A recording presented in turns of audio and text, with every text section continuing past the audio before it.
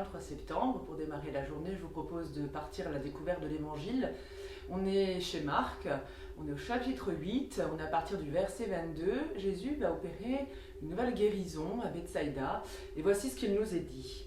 Ils arrivèrent à Bethsaïda, là où on amenait à Jésus un aveugle, et on le pria de le toucher.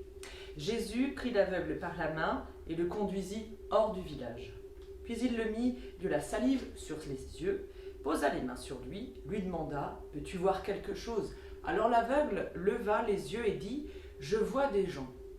Je les vois comme des arbres, mais ils marchent. » Jésus posa de nouveau les mains sur les yeux de l'homme. Celui-ci regarda alors droit devant lui. Il était guéri. Il voyait tout clairement. Alors Jésus le renvoya chez lui en lui disant « N'entre pas dans le village. » On peut le dire, cet homme en a pris plein les yeux, une guérison. Jésus continue à imposer à ce moment-là une consigne très simple.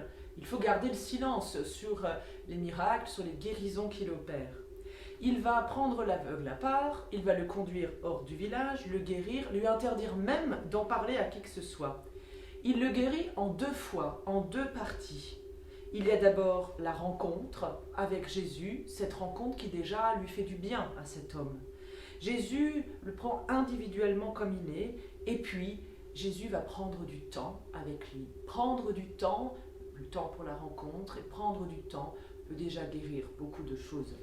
Ainsi, je vous invite à la prière avec la communauté de Thésée, et pour ce matin, nous pouvons intercéder ensemble en priant le Seigneur.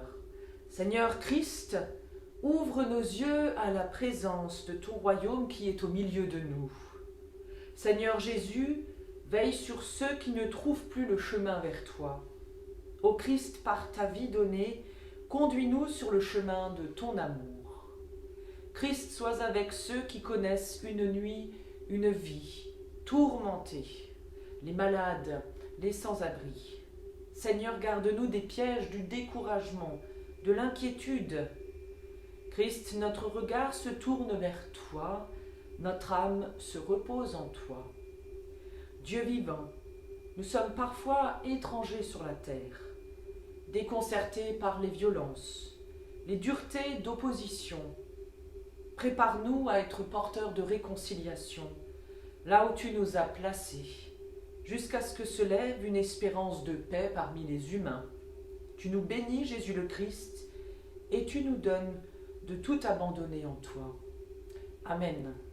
Je vous souhaite une super bonne journée dans la paix de Dieu et je vous dis à demain matin pour la prière du petit-déj. Et dimanche, on se donne rendez-vous le matin pour partager un temps de célébration.